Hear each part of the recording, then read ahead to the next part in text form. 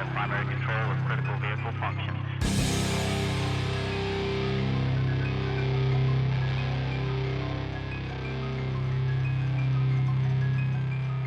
Roger, roll, Discovery.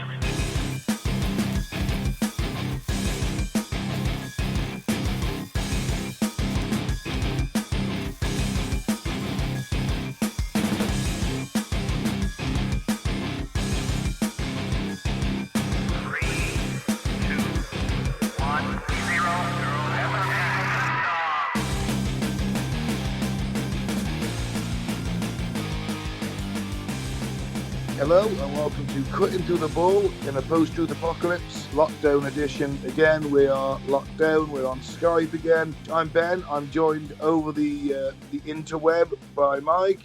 Hello. And Claire. Hey guys. All right, welcome back. Today's topic is Paul dead? Paul McCartney. Did he die and was he replaced by a lookalike? No. No? You're not going for it? He didn't watch the YouTube videos. He didn't? They're very convincing indeed. Did you watch the guy with the 50s haircut? Strange and Unusual Tales? No, I didn't watch that guy. Oh. He was great. He was dressed like a 50s slick back sort of ruffian. Did he persuade you? Well, just by his look alone. Yeah. Maybe want to go to an ice cream parlour and beat up a nerd. Well, I watched a couple of documentaries about it, a few years ago, and by the end, if you watch two in a row, you're almost convinced. Yeah. You go away going, no way, he does look a bit different, doesn't he? Yeah. Well, I do wait to be convinced. It's a possibility. Well, I'll look at the evidence and judge it. Can I be honest with you guys? Go on. Right? I fucking hate this Paul McCartney. Really? Yeah, I fucking hate Paul McCartney. Well, the original, the fake. Well, if this is the original Paul McCartney, might have been okay, but this new guy, he's a twat. Is it? He turns up for the open. It's like, oh, Paul McCartney available to turn up and sing "Let It Be" at the fucking Olympics, Queen's birthday. He's like a Hey Jude-ogram. He just rocks up, does 3 songs, fucks off. He was never my favourite of the Beatles anyway. Oh, and obviously, no, you're a Lennon fan, aren't you, Mike? Yeah. And then George Harrison. That's like because he's got the best name. Ringo. Yeah. No one likes Ringo. Let's save the Beatles hating for later. First of all, thanks to new and returning listeners, and then we'll do some weird news, and then, of course, we'll crack on with the main cut and thrust of today's topic. So, all right, Mike, do you want to give us the top listeners, please? I will. Alphen Andin Ryan in Netherlands. Oh, Dutch. Mobile, Alabama. I'm not going to make any comment on the name of that town and the fact it's in Alabama. Bristol, UK. Indore, India. Paris, France. Little Rock, Arkansas, Toronto, Canada, Anne's, Denmark, Ho Chi Minh City, Vietnam, Flint, Michigan, Phoenix, Arizona, Stanford, La Hope, UK, Thomasville, Georgia, Atlanta, Georgia, Cumming, Georgia, and number 1, Telford. Yep. Yeah. Cumming, Georgia. Oh. Maybe a few years ago. I don't know. Can't remember what her name was. Oh, that's a terrible joke. Sorry. Never happened. Who was top, Mike? Telford again. Telford? Hey! Fucking hell, where's Shady Nasty? Didn't see him in the top 50 this week. I've got to point out that I've got a friend who's a listener that thought that Shady Nasty was a person. And I was like, no, it's a place, mate. We're reading out the places, and she was like, oh, right. She goes, how does Shady Nasty know that you're talking about them then? So I think we should attempt to say the place. Schenectady, isn't it? Skady Nectady.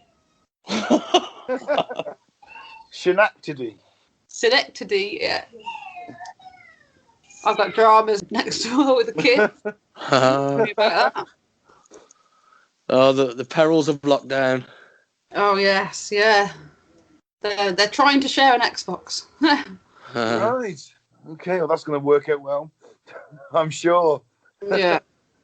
Well, thank you all for listening. It's very much appreciated. And, you know, if you are from Schenectady and you're for some reason you're pissed off with us for pronouncing the name of your town wrong all the time, it's an Always Sunny in Philadelphia reference. There's an episode where Frank dates a 70s black lounge singer, and she's called Dynasty, but it looks like Shady Nasty. It was the first thing that sprung into my head when I realised I couldn't pronounce the name of that town. All power to you. All right, weird news then, I guess. Let's get the boys' views on this week's weird news.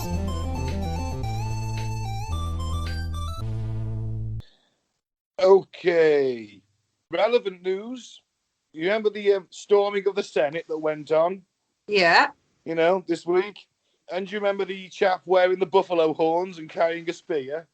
Yeah. You couldn't miss him. You know, you couldn't, could you? His face painted up. He was wearing buffalo horns. He's been charged now. He's Jacob Anthony Chansley. He's 32. He's also known as Jake Angeli. He was charged with entering a restricted building or grounds without lawful authority and with violent entry. Was he charged for charging? Hey! Hey. He was charged with charging straight through that police barricade that miraculously moved aside. Yeah. He was head of the stampede. Oh, head of the herd. No herd immunity there. Oh. Chansley from Arizona was taken into custody on Saturday, a Department of Justice statement confirmed. It is alleged that Chansley was identified as the man seen in media coverage who entered the Capitol building dressed in horns, a bearskin headdress, white, red, and blue face paint, shirtless and tan pants. This individual carried a spear approximately 6 feet in length with an American flag tied just below the blade. Chansley was part of the pro-Trump mob, I think mob is the right word, who laid siege to the Capitol on Wednesday while Congress was in session to certify the Electoral College votes for President-elect Joe Hair Sniffer Biden and Vice President-elect Kamala I do drugs while locking up people who do drugs, Harris. Yeah, I'm actually really conflicted about this. On one hand, it's like, it's wrong because it's a democratic vote and it's all bullshit what Trump's spewing. There's no way he won that election. On the other hand, I'm like, well, yeah, your government has been captured by corporate interests. You no longer function as a democracy. It's an oligarchy. I'm surprised that it's taken this long, to be fair. I see what you mean. Obviously, the amount of money involved in US politics basically runs foreign policy and domestic policy. Yeah, there was a Princeton study a few years ago, and it said that basically the bottom 90%, whatever they want, will not get enacted unless the top 10% want it as well.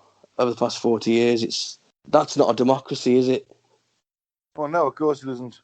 But obviously, I don't agree with these idiots because they believe that Trump actually won the election, and also they believe that Trump is actually doing them some good. When he's just... I mean, I think that we can agree that these are not your typical Trump supporters, are they? These are the extremists, the same as the left were in the summer during the riots. What I was most disgusted with was the treatment of the, let's say, right-wing pro-Trump extremists who broke in and were taking selfies with the police and were effectively let in. I mean, I know four people were killed, one woman, unfortunately, because there was reports of an active shooter and she was shot by mistake. A policeman's died because he was hit on the head with a fire extinguisher. So you were part of the guys preaching that blue lives matter. Now you're killing the police the same as and killing them deliberately. Of course, you just got to look at the different approaches the police took to the BLM compared to the Trump supporters. Well, that's it. I mean, it was the BLM riots were literally an urban war zone, and this was an occupation. Yeah. So if it's not okay for the BLM, how come it's okay for the Trump? Well, that's the question he's asking, isn't it?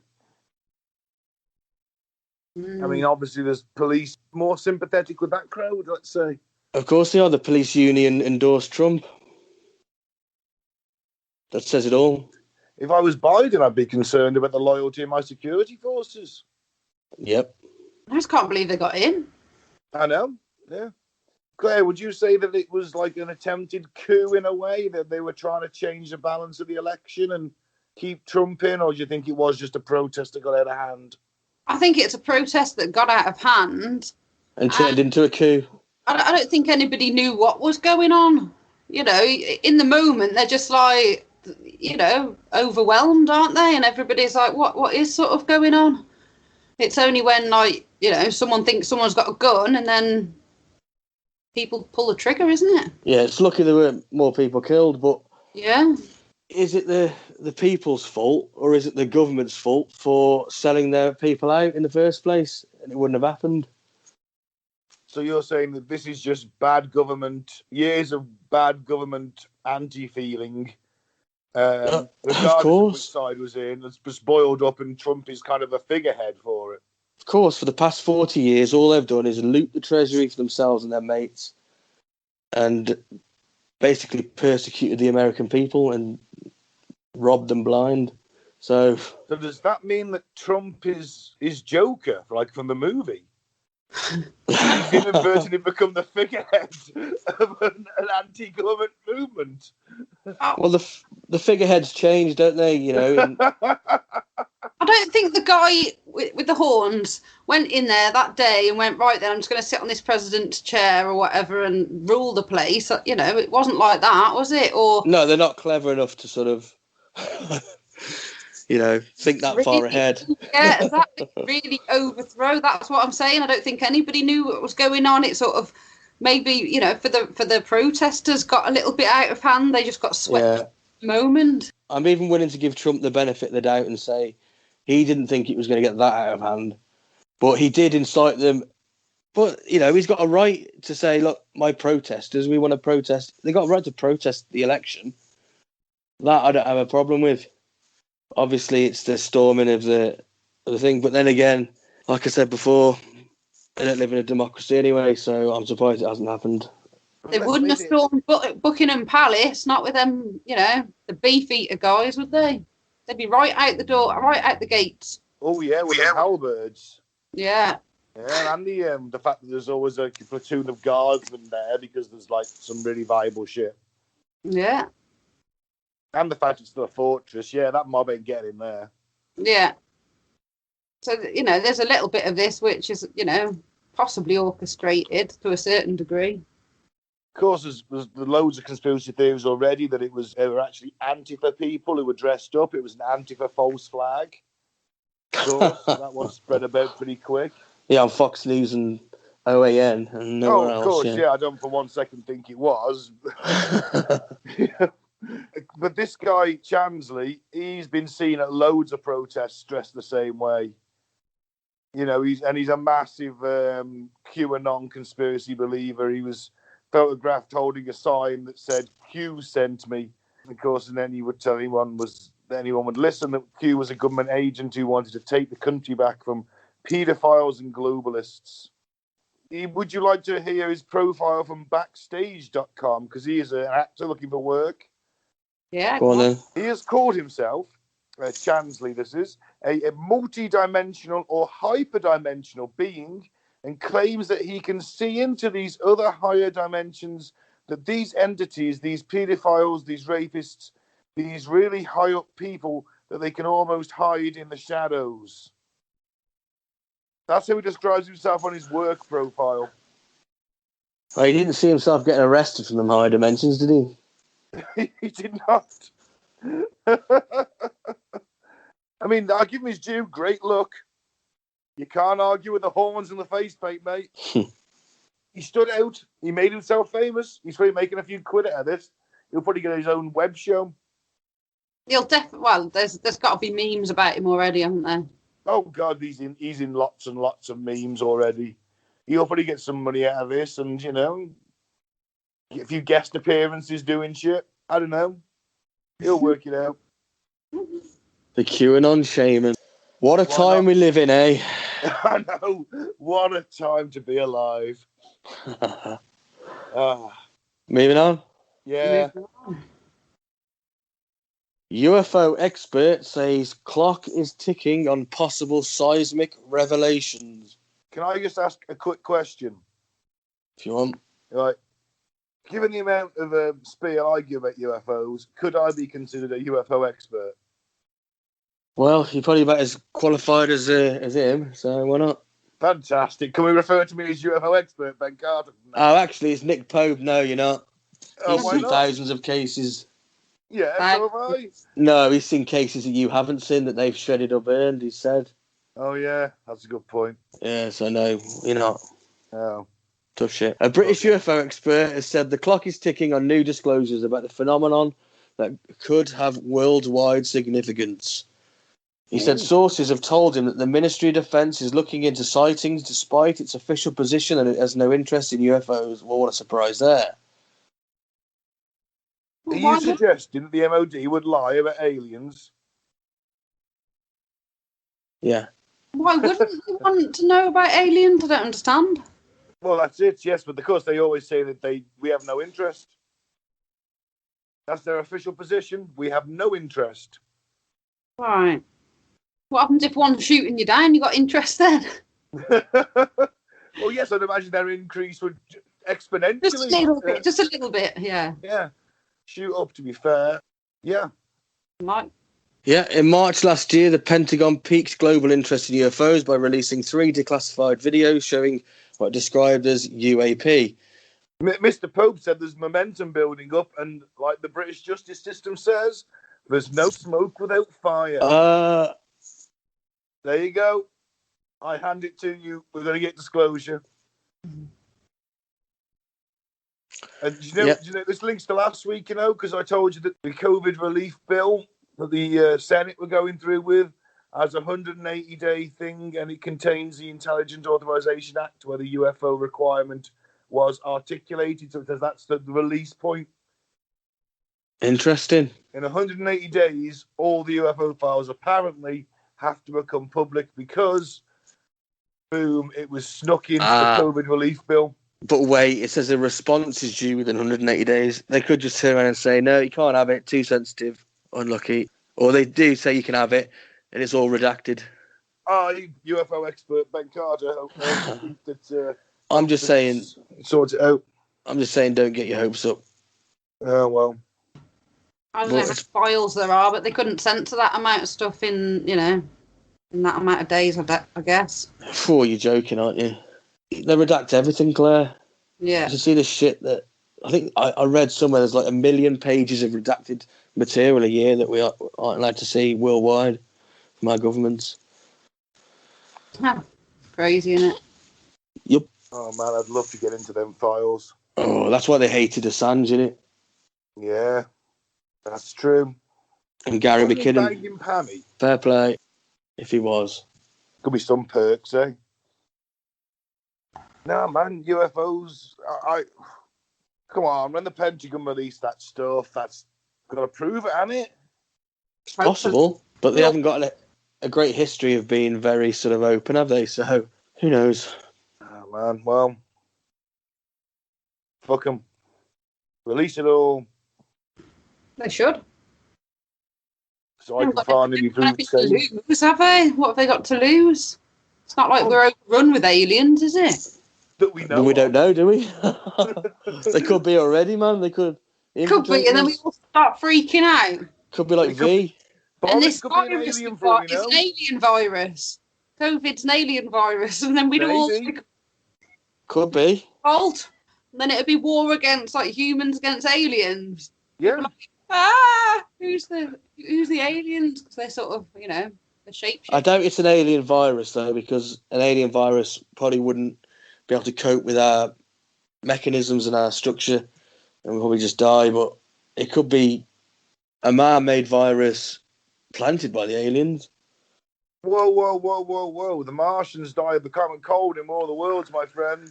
Yeah, I know, but when studying this COVID, we've discovered, I've learnt more about how viruses transmit from animal to human, and it doesn't happen that often, does it? It's like once every 100 years or once every 20 years. Something like that. Way. You've been studying COVID, have you? You had samples in the flat. Around. You've got your little white coat on, looking at it through microscopes, adding some stuff into it. Got kit for Christmas. Yeah. my first virologist kit for Christmas. Comes with white coat and goggles. Yeah, you're fucking jealous, aren't you? I'm jealous all I got was socks. I got 20 pairs of socks. 20 pairs of socks. I did, honestly. Your socks did have holes in them. Yeah, all my socks had holes in them, I know, but they were still... There you go. So 20 pairs of socks is exactly what you needed. To last you through to next year, and you get another 20 more. I thought I've got toxic feet. Wear boots all the time, don't I? Work and walking, so, you know. All right, let's move on away from your feet. Yeah, feet. smell them from here, guy. So Denmark launches a children's TV show about a man with a giant penis. Yeah. Yeah. Yeah, we've gone silent. Let me guess, Ben, they based it on your life today. How did you guess? I was waiting for it. So John Dillermand has an extraordinary penis. So That's a pen extraordinary, name. in fact. Is it?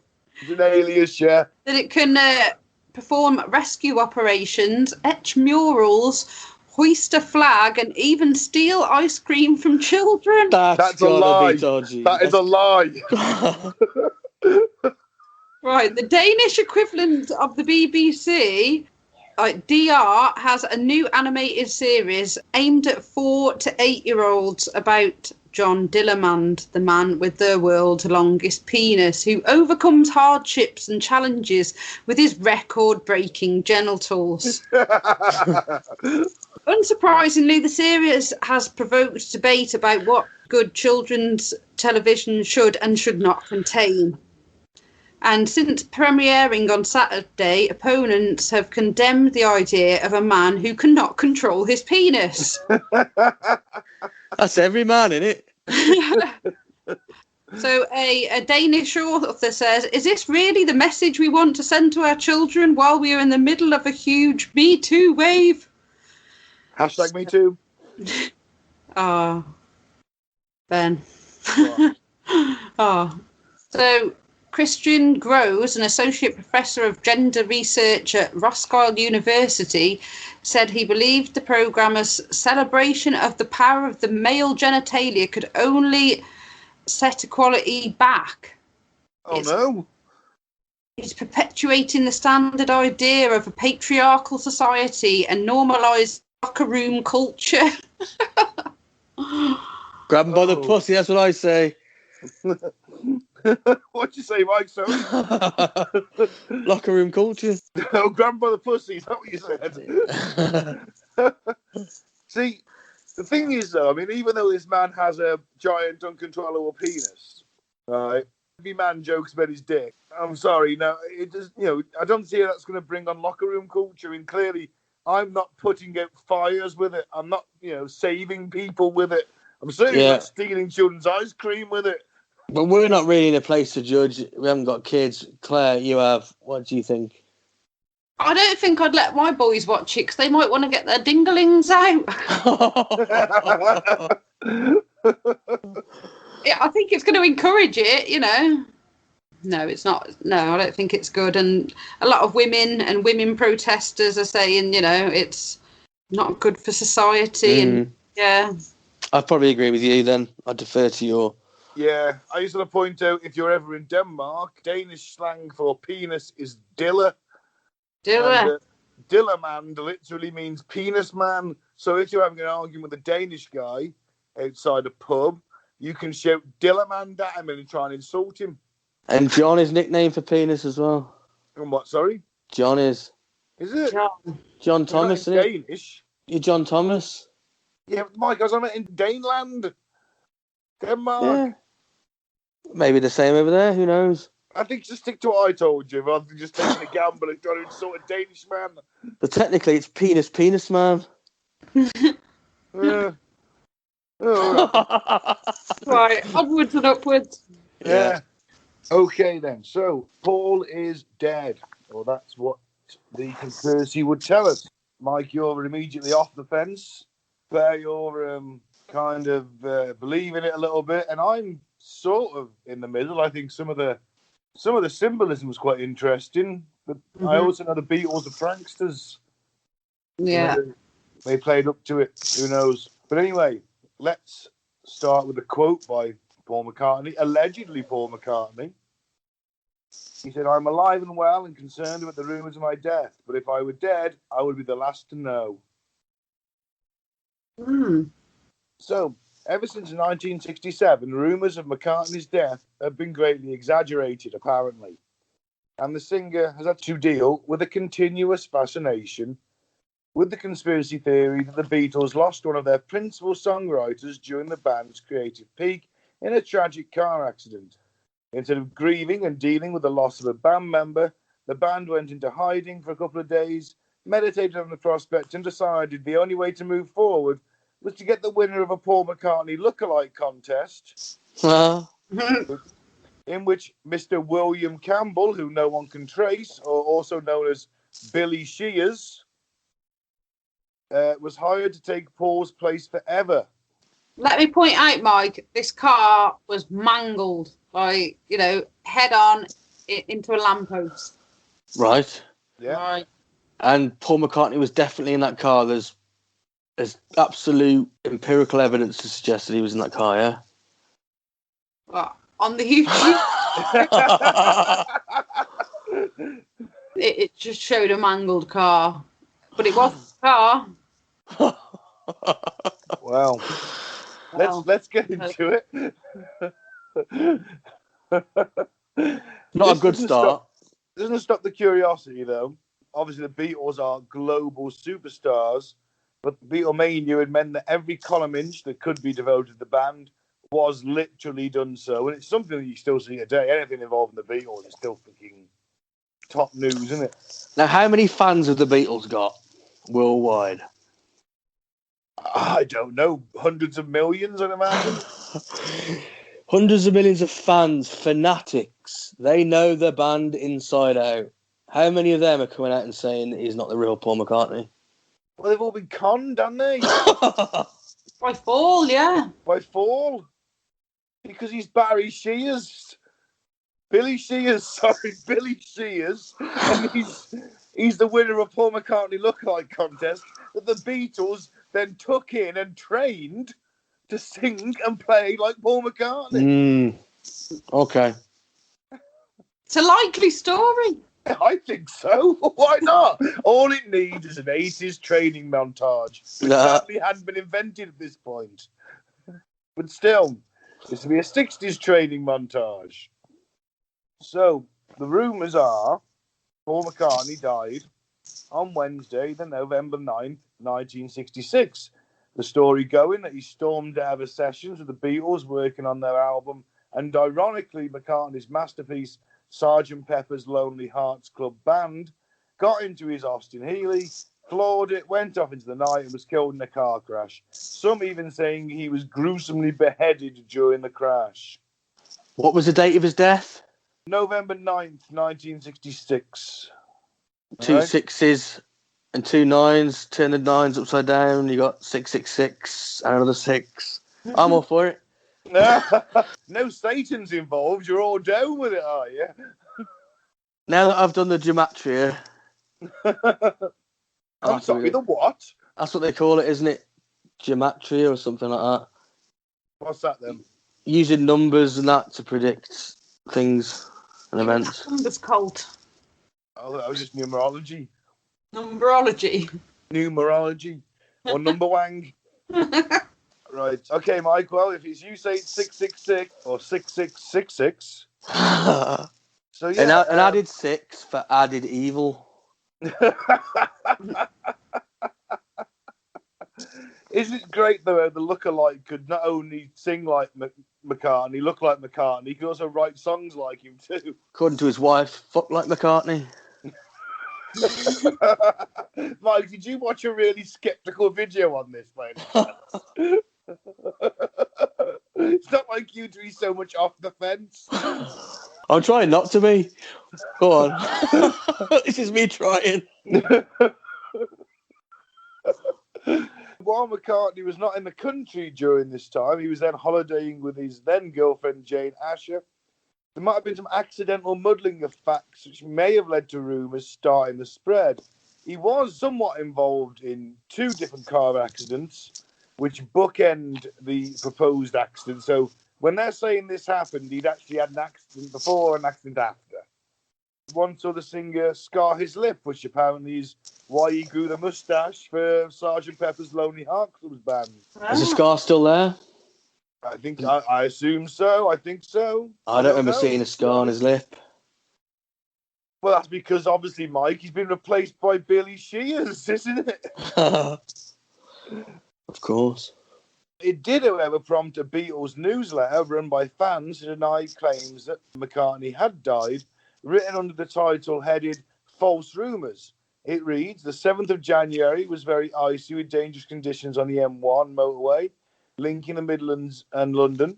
And towards the end of the day, a rumour swept London that Paul McCartney had been killed in a car crash on the M1. But of course, there was absolutely no truth in it at all, as the Beatles press officer found out when he telephoned Paul St. John's Wood home and was answered by Paul himself. So that's like one strange little rumour before. And then you get on September 17th, this rumour was given any credibility when on the Times Delphic campus newspaper for Drake University in Iowa, a guy called Tim Harper wrote a piece saying that Paul was dead and cited his source as a friend by the name of D'Artagnan Brown, who claims he heard of it from some time he spent on the West Coast as a musician. D'Artagnan? For some reason, among students, this goes nuts because they're all massive Beatles fans. This is coming from a university newspaper. All the students go nuts about it. And it perpetuates from there. Yeah, it perpetuates from there. Then gets onto a radio station in Michigan. Right? And this guy rings up by the name of Tom and says he pointed the DJ called Russell Gibb towards a song called Revolution 9 and told him to play it backwards. Gibb said he should have brushed the kid off. So he did it and heard the words number 9 turned into something different.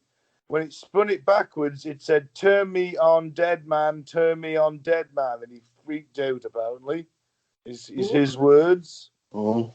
Right, so you get some weird subliminal messaging, because part of the theory of this is that the band felt so guilty about the argument that they'd had about creative differences. That's why Paul had sped off in a huff, crashed into the lamppost, and killed himself. And so they thought this. To cherish the memory of their dear beloved friend, they'd just replace him with a fake.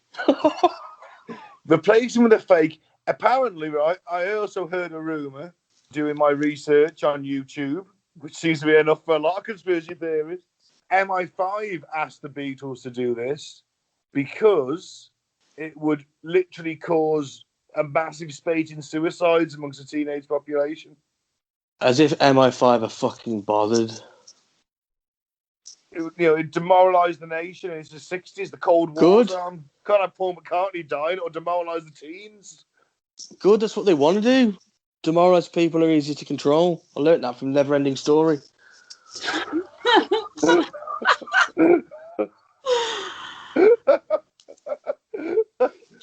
You want to ask him what the fuck he's on about, or should I? Is that what you took away from the Neverending Story, Mike? Really? Yeah, that's what I think this is. It's mankind's despair. Jesus, you're a happy kid, Mike. And the wolf says, I'm on the side of the nothing. He says because they're the ones with the power. Demoralised people are easy to control. Yeah, but it all reappears because everyone has happy thoughts again. It only reappears in Sebastian's mind, I think. Right. Well, whatever. I haven't seen that movie in fucking years. I can't remember it. Anyway, I'm telling you, it's deep as shit, man. Only you could take the Never-Ending Story and turn it into some dark, depressive message about the futility of existence, Mike. Well, he does say it in a script. It's hard not to take anything else. It's not exactly subtle. Oh, can I Just continue he'll with be Paul? crying over the horse. Oh, that bit is... It's still got me now. And I watched it the other night with my Spanish friend because she'd never seen it. Oh. Yeah, it still cut me up. It's still rough, man. Watching that fucking horse sink in the mud. I don't want to Jesus. hear about the horse sinking in the mud. What's worse, yeah, you see it sinking and then it cuts away and then it just shows you the mud lake and just a few bubbles bubbling to the surface. You're like, oh, fucking hell. I don't want to know. I don't want to think about that. Fuck off. No. Can I continue with Fall? Yeah. Well, Mike just makes me go suicidal. Yeah. Now, there are apparently clues, although that while the Beatles were happy to cover up the death of their friend and bandmate to preserve the unstoppable success of the Fab Four, their conscience encouraged them to leave clues through their music. It has led to nearly every single song the band ever made from 1966 onwards being meticulously pored over for clues. And on top of that, as many people will tell you, if you're looking for connections, you'll probably find some. You know, if you really want to find something, you'll find it, won't you? Yeah. So, the number of clues the band supposedly left behind would suggest that if the rumour were to be true, they weren't very concerned with keeping it concealed, as suggested. So, we'll run through some of them. Anyway, in the music, there are the opening words of "Got to Get You Into My Life," which state, "I was alone, I took a ride, I didn't know what I would find there." Next up, the line, "He didn't notice the lights had changed." And from a single light, and on top of that, the opening line of "She's leaving home," which supposedly highlighted the moment of the accident, Wednesday morning at 5 o'clock as the day begins, while Lady Madonna reflects on the supposition of the media with the line, "Wednesday morning papers didn't come." The fuck? So this is if you're listening to it backwards. Now, this is if you listen to these are lyrical clues. So I was alone, I took a ride, I didn't know what I would find there. Saying like I was alone, I stormed off, I took a ride, I died. I didn't know the difference between red, green, and amber. Therefore, I'm I didn't dead. notice the lights. He didn't know the lights. Maybe the lights had changed and something hit him. Wednesday morning, 5 o'clock, supposedly is the date of the accident. The date of the accident falling on a Wednesday in 1966. Devil's Day. The Lady Madonna, Wednesday morning papers didn't come. Papers didn't come because it was all covered up. Oh. At the end of the classic song Strawberry Fields Forever, Lennon can be heard muttering the words cranberry sauce, which are interpreted, I think, backwards as "I buried Paul." Oh, for fuck's sake. A few more notes come with the phrase "bury my body" and "oh untimely death," which appeared on the end of "I Am the Walrus." Oh, because that song means a lot.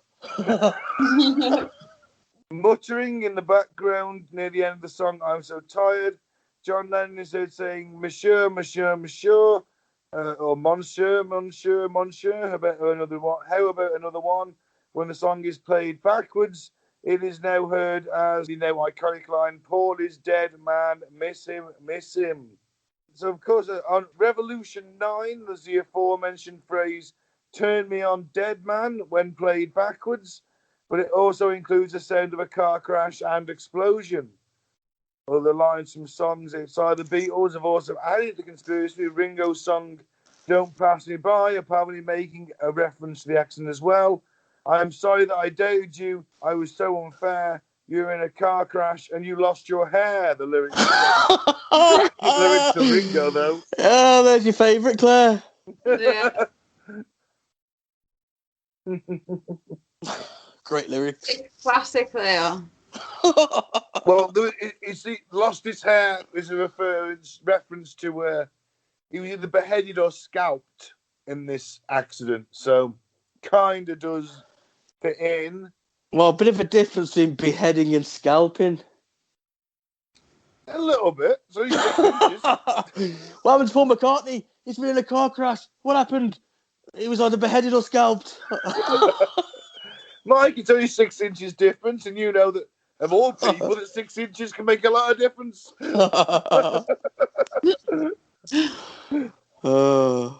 obligatory dick joke. The clues weren't just centred on the music, though.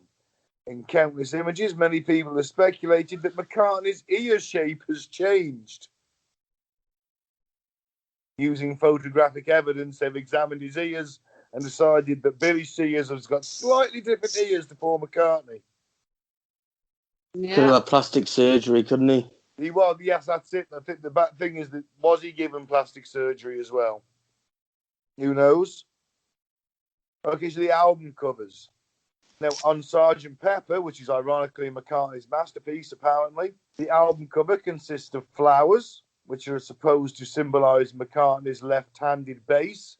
It is a bass, it is facing to the left. McCartney was the only left-handed member of the band. At the bottom of the image, the Hindu god Shiva, the destroyer, is pointing at McCartney. And also, the 3 other band members are facing towards McCartney in the middle, suggesting that McCartney is dead and they are the pallbearers. Right. Anyone going for that? Well, you can interpret these things anyway, can't you, I guess? Now, on the back of the album, where the song listing is, the lyrics, George Harrison is pointing towards the previous mentioned lyrics of Wednesday morning at 5 o'clock. If you put them, so saying the papers didn't come, he's literally pointing at that on the album cover. And if you put a mirror down the centre of the Sgt. Pepper's bass drum, where it says Sgt. Pepper's Lonely Hearts Club Band, you will get the phrase I1 and then Roman numeral X, the Roman numeral for 9, and he die, which is interpreted as 11/9. He die as a reference to the date of the accident. Ooh. No. No? No. Conspiracy theorists building an arsenal of information nuances continued over to the Magical Mystery Tour record, which showed the word Beatles written in stars, which, if held up to a mirror, apparently gave you the number of a London mortuary. Now, some people say that if you call that number, you can speak to Billy Shears himself. Have you got the number, Ben? I have not got the number, no. It's an American number. It goes straight to his mobile, does it? I don't know, but apparently you're going to take it to a London mortuary or to Billy Shears himself. That would have been worth a call. Just asking for Billy Shears. Yeah, shame we haven't got any budget whatsoever for this podcast. Yeah, order the mobile phones. I'm on mine and I can't call on anything else in the house. In a sequence from I Am the Walrus, the image shows Ringo's drum head apparently saying "Love the 3 Beatles," while next to the kit are McCartney's boots, covered in what appear to be bloodstains. Building on that, there's another image of McCartney with a black flower in his lapel and one with him bearing a crack in his head, also added fuel to the fire. It's all spurious, though, isn't it? It's just interpretations of things. No, Mike, they're trying to tell us that Paul's dead. Whose symbolism is just, because they know that if they had said Paul was dead, my God, the entire country would have just gone downhill overnight. Yeah, everything would have crashed. It would have. Nah, fuck would it? And the Cold War only being kept up by the Beatles' lively pop tunes. Every bus and every car would have crashed into each other. It would have just been mayhem. Yeah, every teenage girl aged 14 to 17 would have killed herself. Well, we didn't get these mass suicides and things when Elvis died or Michael Jackson or but whoever. This is the Beatles, Mike. Elvis had got fat as well. Exactly. This is Paul in his prime. He's prime Paul.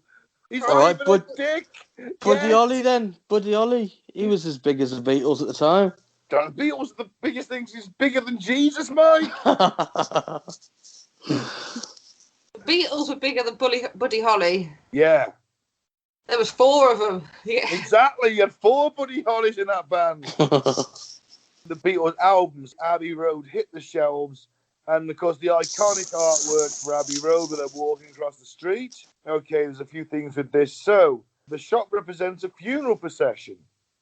McCartney is barefoot. He's a corpse. He's third in line. Lennon is in white as the priest. Ringo Starr in a black suit, acting as the Undertaker.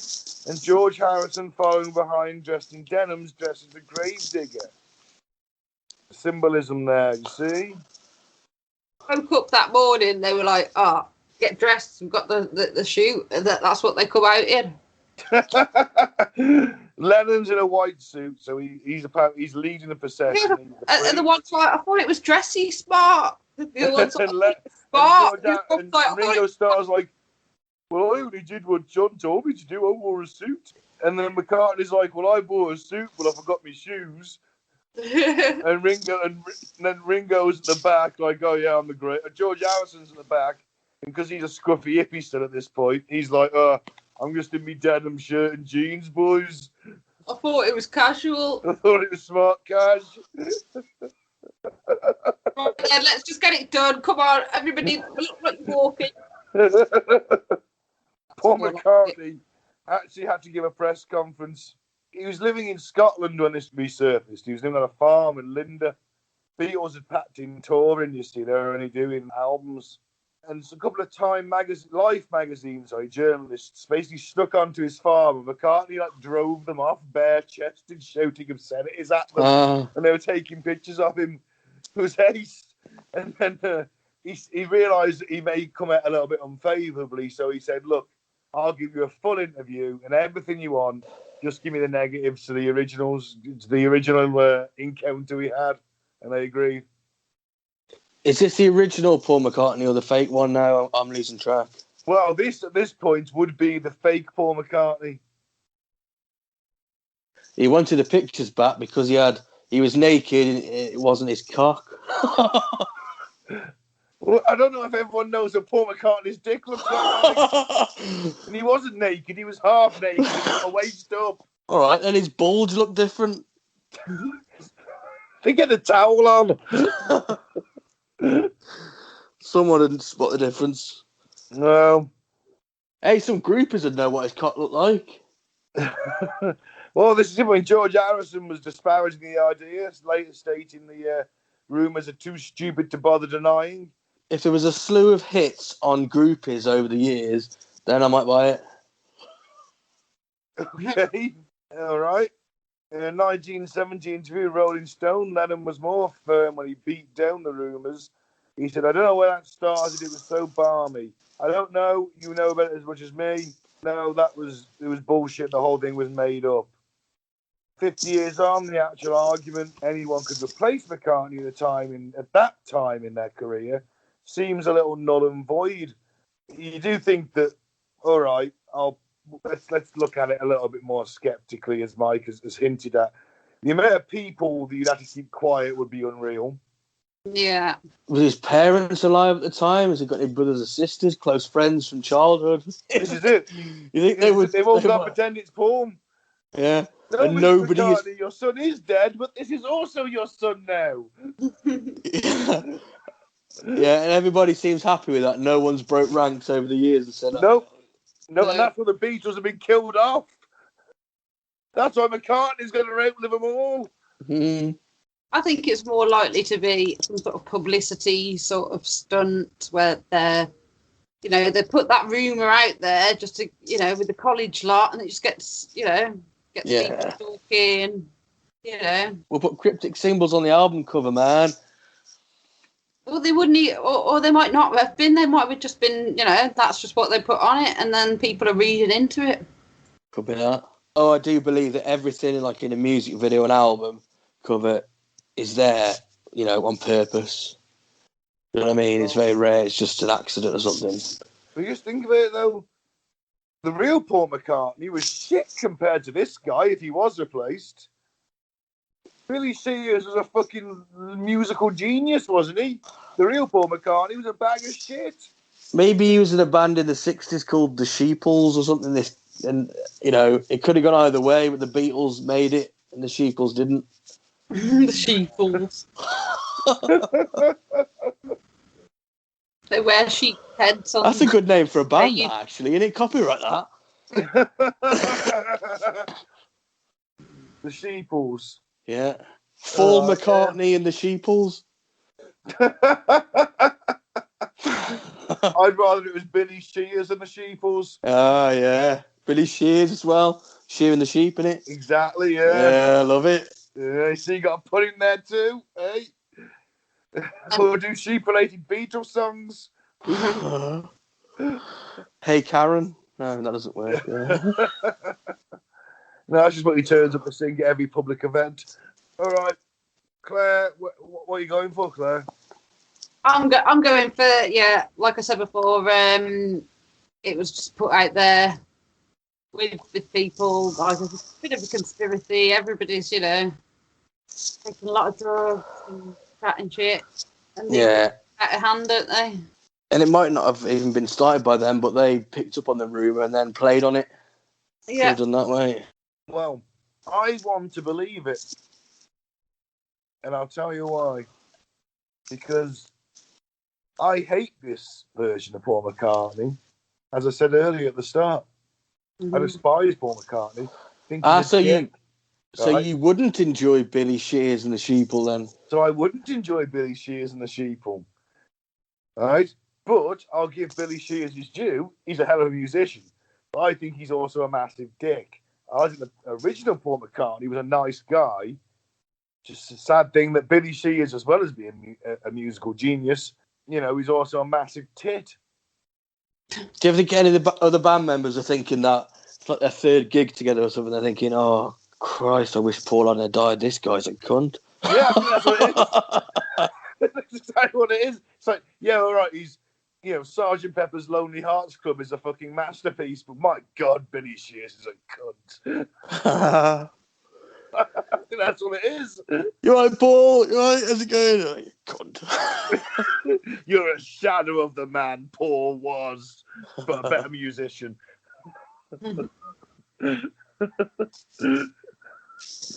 That's why I want to believe it. I'm a firm believer in Shakespeare's quote, the world's a stage and we're all actors, but I don't think it goes that far. No, well, I mean, it probably is rubbish, isn't it? Probably, yeah. But I want to believe it. For my reasons, I hate Billy Shears and I think Paul McCartney was all right. Nah, like I said, you got fans, Beatles fans that know the band inside out, and not enough people are coming out and saying it, are they? So, nah, it's bullshit. Yeah, and at that age, his mum and dad would have been.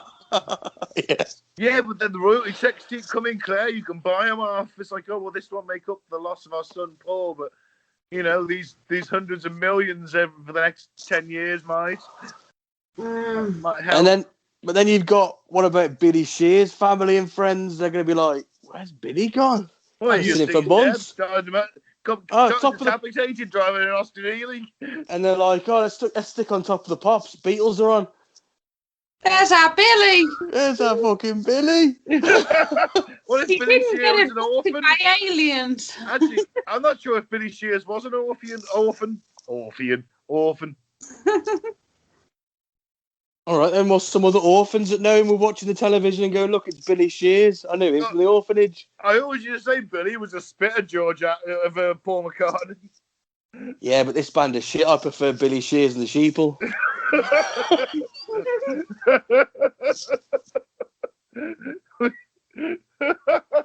Let's pitch that to Alex Jones. Could do. Yep. I think we should. He'd love that. So, all right. I think that sums it up. We'll finish the show on some weird news. Let's get the boys' views on this week's weird news. This is awesome. Special SAS unit has been trained to respond to an alien invasion of Earth. I think I've got to say. An elite unit of around 20 SAS soldiers is being trained to tackle a range of alternative threats, including the possibility of contact with extraterrestrials. At least we're prepared. This is it. They're also trained to use non-lethal weapons against a variety of potential threats, including aliens. How?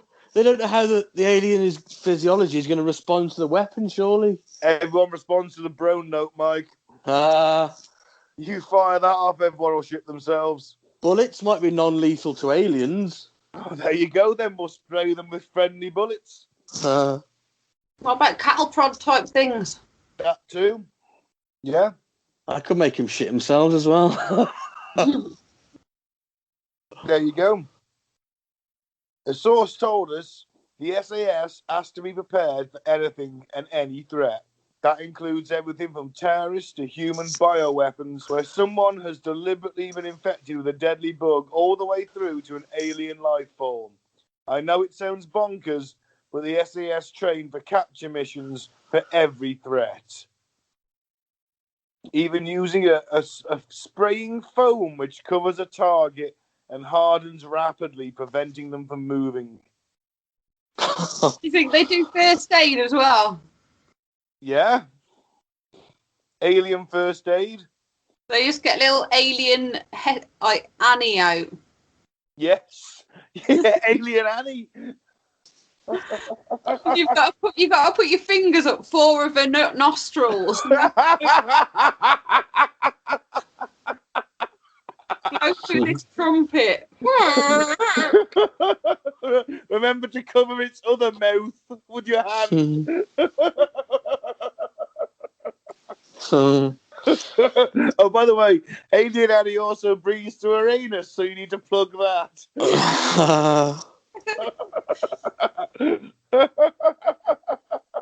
The alien first aid kit comes with a butt plug. It's okay.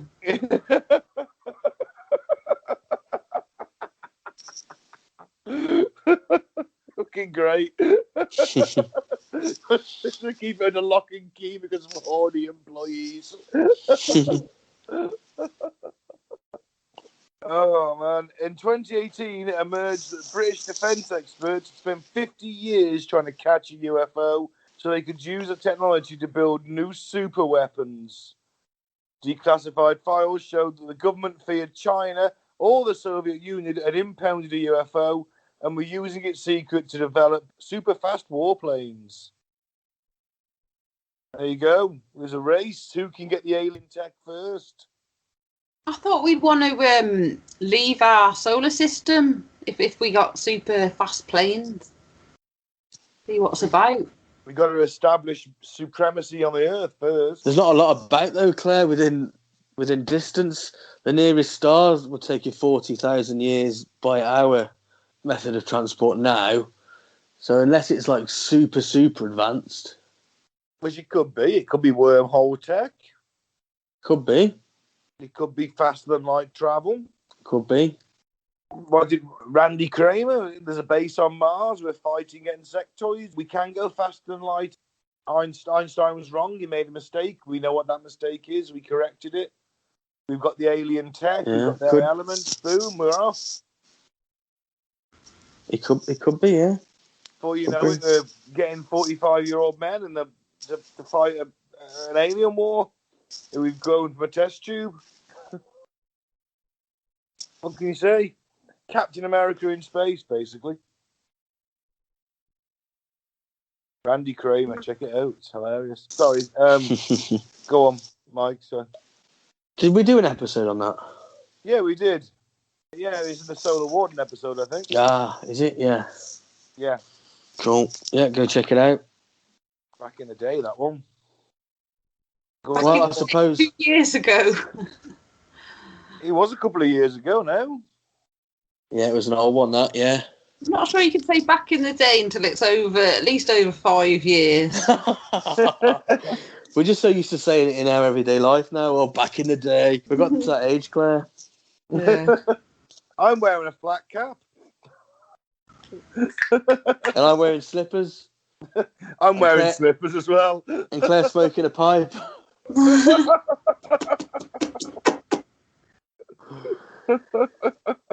And Gaz is probably on his crack pipe, so... I don't know, I would like to say.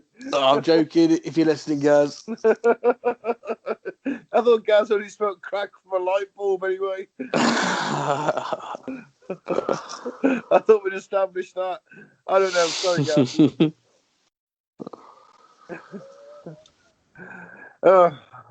Right, Mike, your article then, mate? Yeah, should we just wrap up? Do you think it's a good idea? The SAS training? Yeah, of course it is. Of course it is. It's a fucking amazing idea. Yeah, be prepared. Makes sense, doesn't it? If it's a possibility. You know, yeah, absolutely. You got the best soldiers in the country, possibly the world. 20 of them trying to deal with anything, take down alien. I'd love to see E.T. get hit by rubber bullets.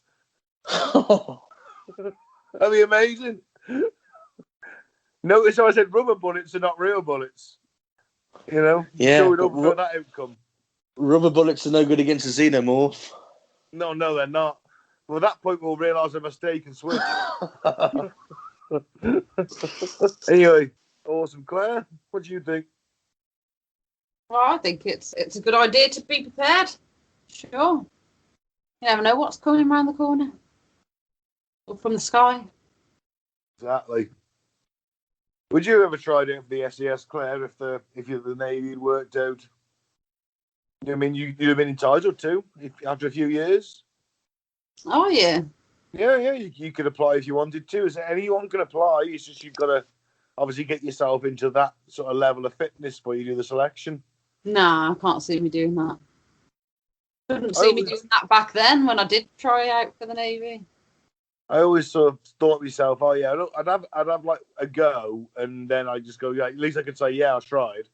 I know I wouldn't get through. Yeah, I tried. It lasted 3 days. That was enough. No, never bothered.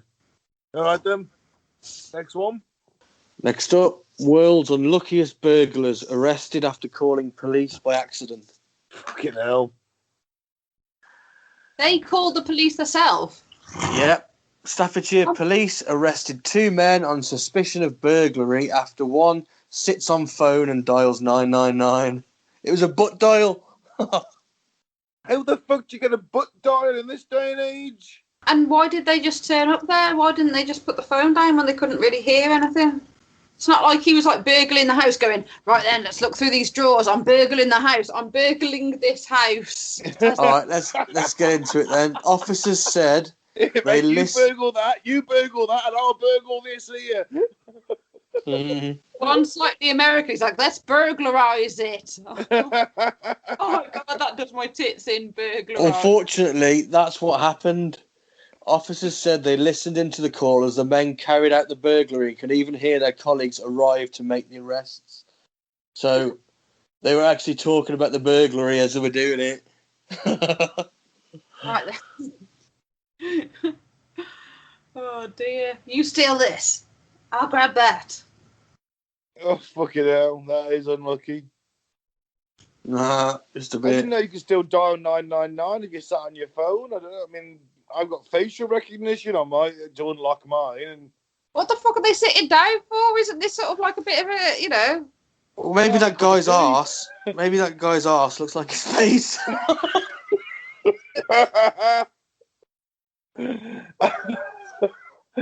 So what you're saying, this arse-faced man sat down to have a cup of tea and butt dialed. It's a tale as old as time. The arse-faced man sits down, butt dials, and it recognises him as his face. Happens all the time. And then, of course, he's like, no, you steal that, Barry. You steal that, Larry. Yeah, okay. Well, fucking idiot. They've been sentenced to 26 weeks in prison for pleading guilty. Well, They were caught red-handed, weren't they, really? they were caught red-cheeked. Yeah. Hey. Hey. Oh, man. They've gone arse over arse face on this one. Oh. I've got the last story, and would you believe it that Mars has got a grander canyon than the Earth? Does that mean that some Trump supporters are going to try and storm it to prove that their Grand Canyon's better? What, Mars? On Mars. Yeah. It's a possibility. Hmm. So new NASA images reveal the depths of the solar system's largest gorge. So the Grand Canyon in Arizona is one of the most awe-inspiring sights on the Earth, but it's merely a scratch compared to the Mars equivalent in new images reveal. It's known as the Valley of Marineus. Marineris, I think it's pronounced. Valles Marineris. Valles Marineris. This system of deep canyons runs more than 2,500 miles along the Martian equator, spanning nearly a quarter of the planet's circumference. Wow. That is a pretty big gash. Well, yeah, it goes on to say this gash, the biggest gash. It's not as big as your mum's, though, is it? Hey! You know she listens to mine, she'll kick your ass.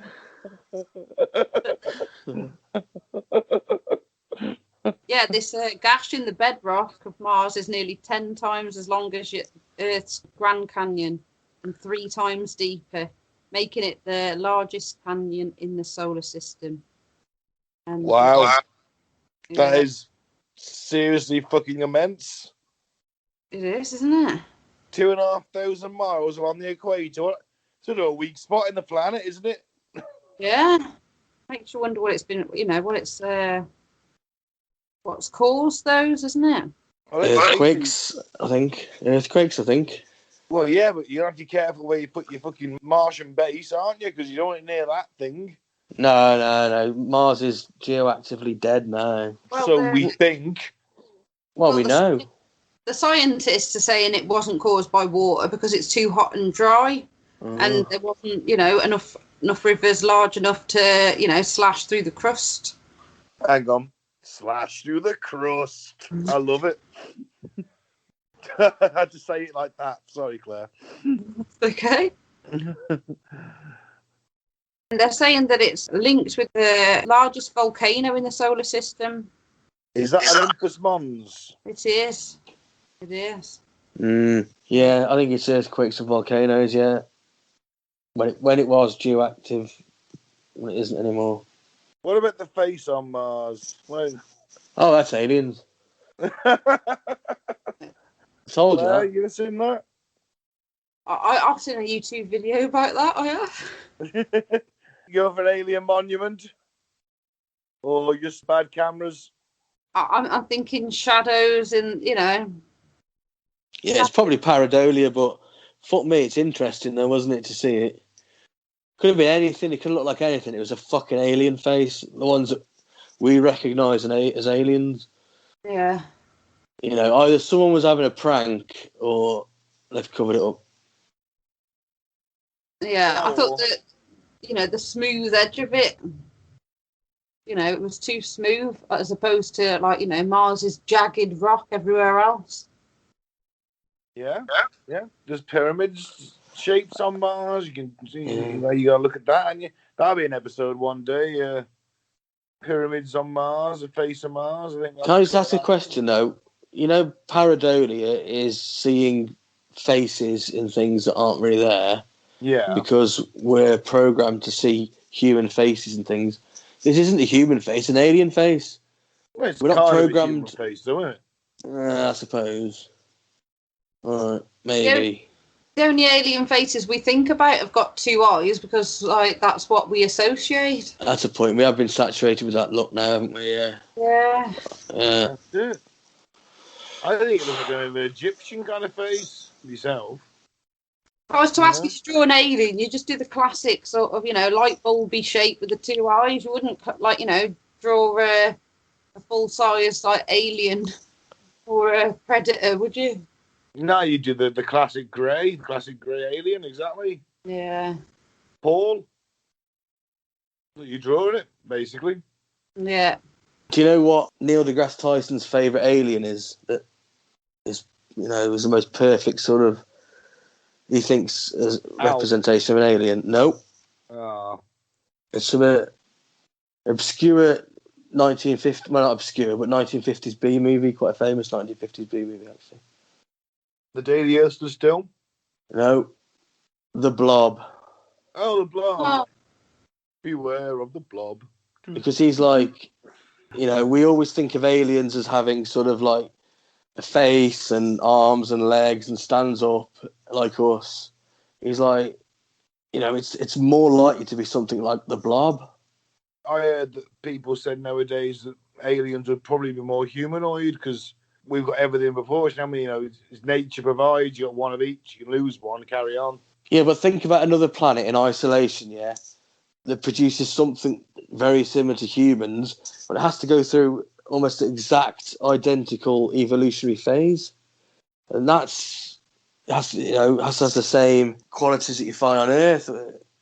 It's very unrealistic, isn't it? Well, maybe so, but The only reason why we're even here is because the dinosaurs got wiped out. Well, you go and tell that to a bunch of fundamentalist Christians, Mike. We coexisted with them, didn't we? You go tell them. Well, yeah, okay, to a point, the dinosaurs might have died anyway. The only reason you had such big creatures at the time was because of higher oxygen levels that could support their movement, couldn't it? Oxygen levels dropped down. Warm climate as well, yeah. So, either way, who knows? I haven't got a fucking clue. I'm lost. I'm high. Anyone else having that problem? Yeah. I think we should call it a day. I'm going to go and roll a big fat joint. I get even more high. Thank you for listening. Like I say, we apologise for the Skype call. We're in lockdown. There's not much you can do about that.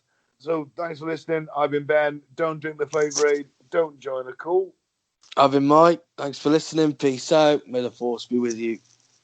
And I've been Claire. Keep an open mind, but not so open that it dribbles right out your ears. And stay safe, everybody. Bye. Yeah. Stay safe. Obey your quarantine laws and we can all go about our business sooner. Obey. Sorry, I went full Alex. You went full skull-faced alien. Oh, yeah, true. Shh. Don't tell everyone. Oh, thank you very much, everyone. Good night. Right.